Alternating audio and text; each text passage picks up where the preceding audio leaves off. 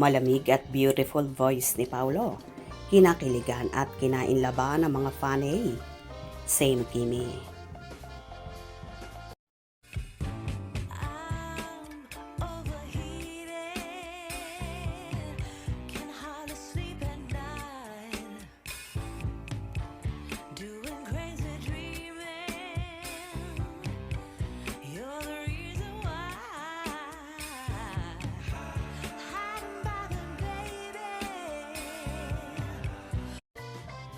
Nagbahagi nga ang kapamilya actor at bibida sa series na The Alibay na si Paolo Avellino sa kanyang Instagram ng video ng kanyang ini-endorso na sasakyan, ang Hyundai.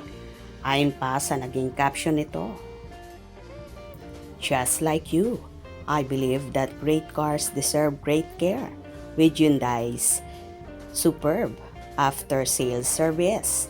Every visit feels like family because they handle customers with a heart."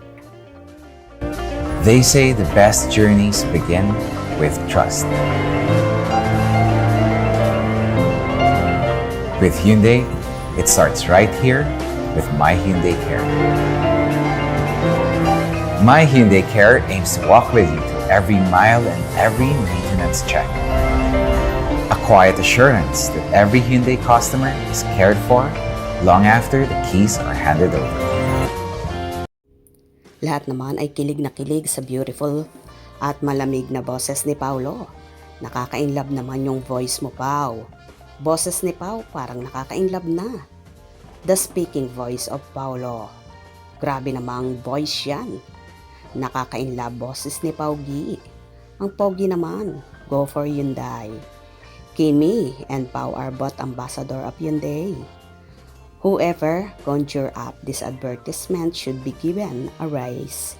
It's excellent. It is inviting and convincing. It is loaded with the much needed details, but you will never tired of listening because the BGM and the voiceover is smoothing to ears. The appearance of endorser is satisfying.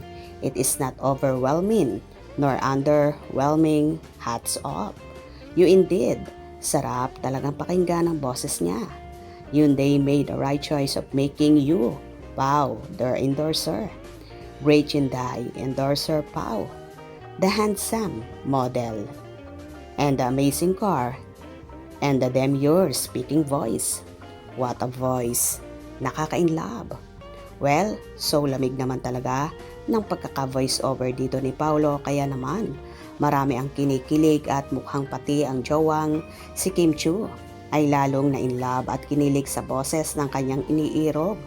Lakas kasi ng appeal at dating ni Paulo kahit sa boses pa lang.